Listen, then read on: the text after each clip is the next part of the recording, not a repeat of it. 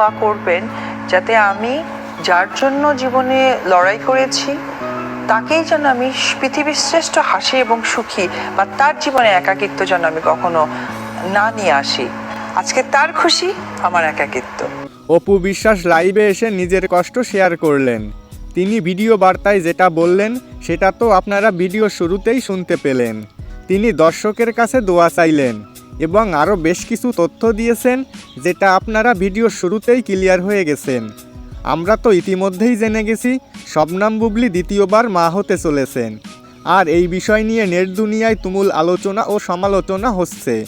তবে এই মা হওয়া নিয়ে শবনম বুবলী আনুষ্ঠানিকভাবে কোনো বক্তব্য দেননি। তবে অপু বিশ্বাস লাইভে এসে নিজের কষ্টের কথা শেয়ার করলেন।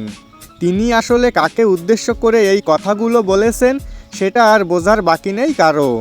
তিনি মেগা স্টার শাকিব খানকে উদ্দেশ্য করে বললেন যে তার কোনো কষ্ট নেই, তবে তার একাকিত্ব যেন শাকিব খানের ওপর কোনো প্রভাব না ফেলে।